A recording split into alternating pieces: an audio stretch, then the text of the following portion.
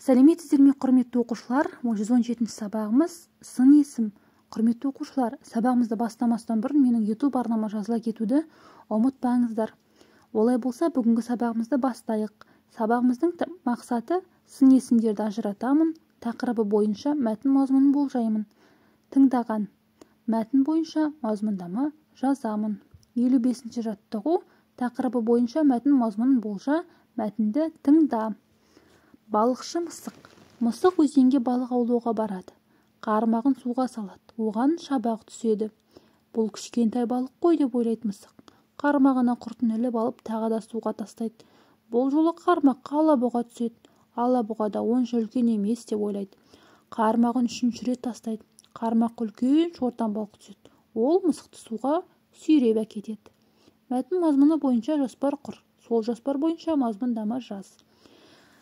Мәтін мазмұны бойынша мынандай жоспар құрамыз. Мысықтың балық аулауға баруы, оның балықтарды менсінбеуі, үшінші шортанның мысықты суға әкетуі.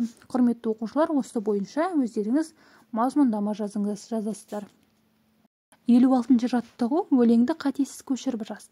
Қызыл балық, ақ балық көлде шоршып ойнайды. Сансыз балық, сақ балық бізді аңқау деп ойлайды. Бұл жерде сын есімдерді тап дейді. Сын есімдер. Қызыл балық, ақ балық. Қандай балық? Қызыл, ақ балық. Келесі. Сансыз балық, сақ балық. Қандай балық? Сансыз, сақ балық. Бұл жерде сансыз деген сөздің мағынасы неге сын есім болып тұр? Себебі сансыз дегеніміз көп деген мағынаны білдіреді. Яғни бұл жерде көлемін білдіріп тұр, иә, балықтардың көп екенін айтып тұр. Келесі 57-ші жаттығу. Сын есімдерді тиісті зат есімдермен сәйкестендір.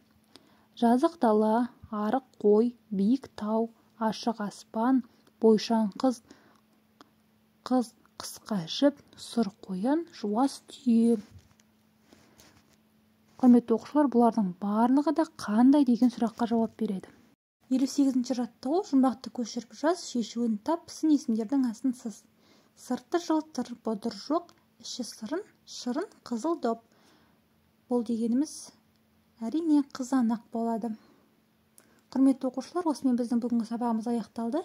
Келесі сабақта жолыққанша аман сау болыңыздар.